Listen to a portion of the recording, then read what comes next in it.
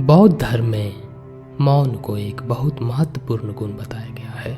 माना जाता है कि मौन एक ऐसा चीज है जिसे आप सब कुछ हासिल कर सकते हो, और यही गुण अगर मनुष्यों के अंदर आ जाए तो वह कुछ भी हासिल कर सकता है।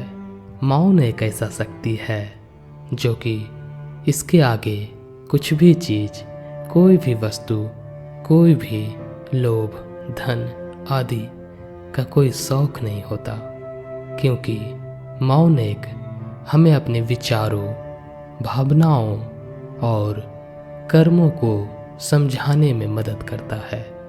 यह हमें दूसरे के साथ अधिक सहानुभूतिपूर्ण और समझदार तरीके से जोड़ने में भी मदद करता है। मौन कोई ऐसा वैसा शक्ति नहीं है जो हर इंसान के अंदर आ सकती है, बल्कि हर एक इंसान मौन होकर उस चीज को हासिल कर सकता है जो कि मौन होने की शक्ति उसके अंदर आ सकती है।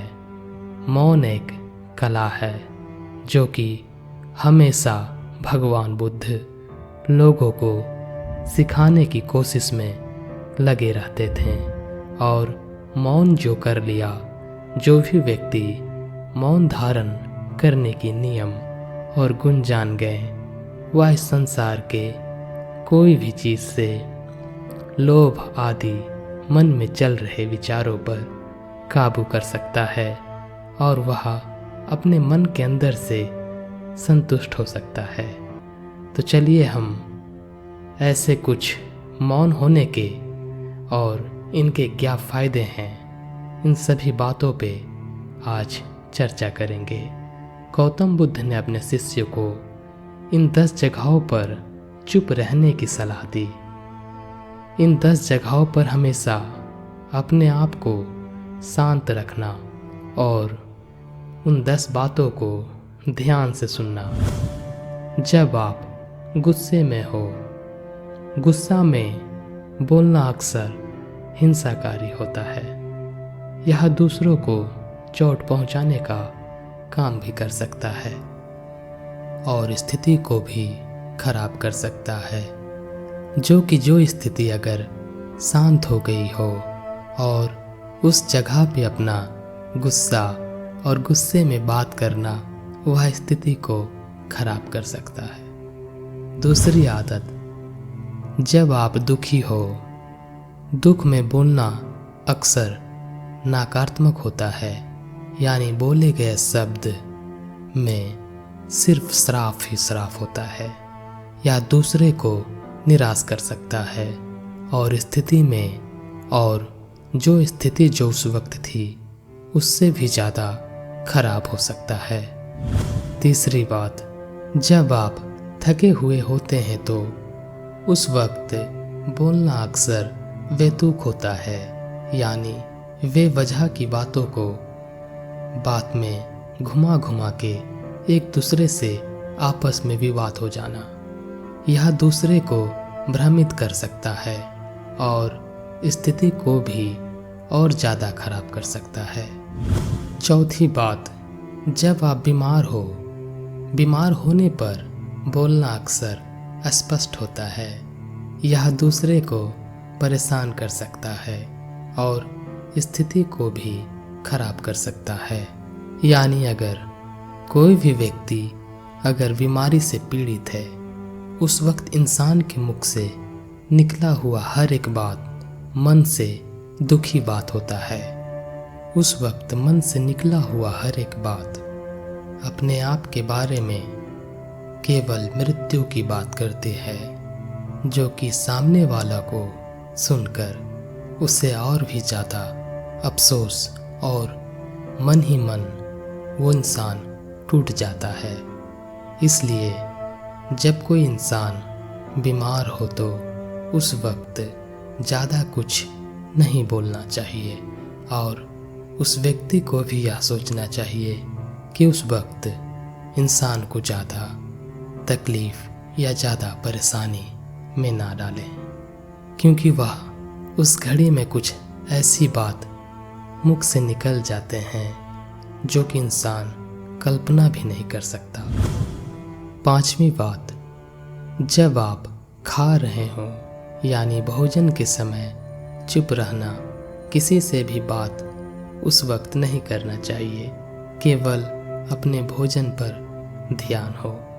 खाते समय बोलना अक्सर अशिष्ट होता है या दूसरे को परेशान कर सकता है और स्थिति को और ख़राब कर सकता है।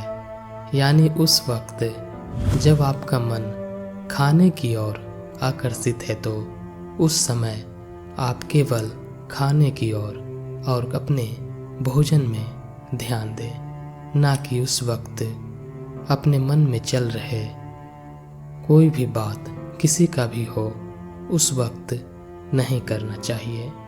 यानी गुस्से में खाने के समय बात नहीं करना चाहिए। सातवां बात, जब आप किसी सभा में हो यानी जब आपके साथ बहुत सारे लोग आपके साथ बैठे हों, सभा में बोलना अक्सर गलत होता है। यह दूसरे को परेशान कर सकता है और स्थिति को भी खराब कर सकता है।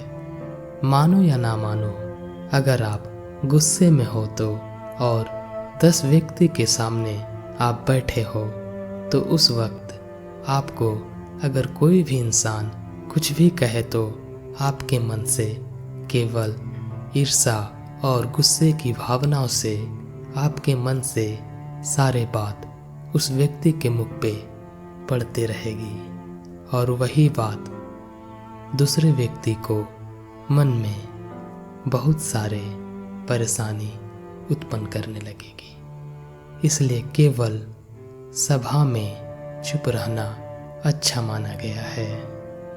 आठवां, जब आप किसी के साथ बात कर रहे हो जो आपसे बात नहीं करना चाहता, जब कोई आपसे बात नहीं करना चाहता है तो उसे परेशान करना अनुचित है। यानी अगर आपको किसी से कोई भी बात करनी है तो उस वक्त उस समय का इंतज़ार करें, ना कि जब वे आपसे बात नहीं करना चाह रहे हैं और आप उसे बार बार बात करने की कोशिश कर रहे हैं। उस वक्त आपके साथ भी और उस इंसान के साथ भी कुछ गलत हो सकता है। यानी उस वक्त आप दोनों के बीच में आपसी विवाद हो सकती है। यानी झगड़े झमेले ये सभी हो सकते हैं। उस वक्त आप अपने आप को चुप रखना बहुत ज़रूरी है।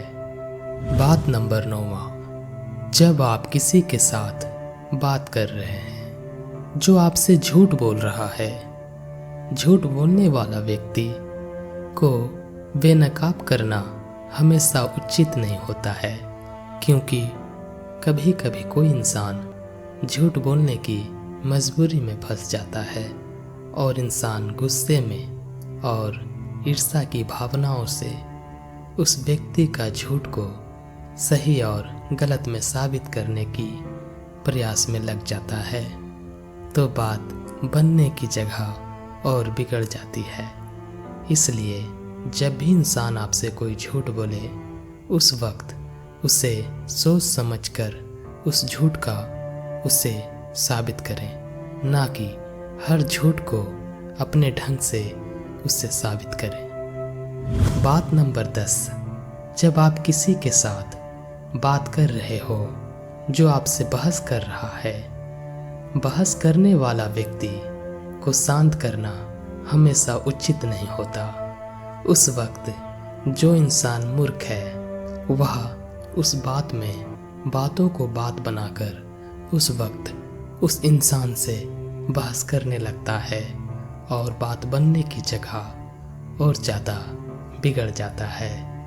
इसलिए इन 10 जगहों पर चुप रहने से हमें कई लाभ मिल सकते हैं, जिनमें से शामिल हैं इन 10 बातें। हम जानते हैं हमारे विचार और भावनाओं को बेहतर ढंग से समझ पाएंगे। हम दूसरों के साथ अधिक सहानुभूतिपूर्ण और समझदार तरीके से जुड़ पाएंगे। हम गलतियों से भी बच पाएंगे। हम दूसरों को चोट पहुंचाने से बच पाएंगे। हम स्थिति को बेहतर ढंग से संभाल पाएंगे। चलिए कहानी को सुनते हैं।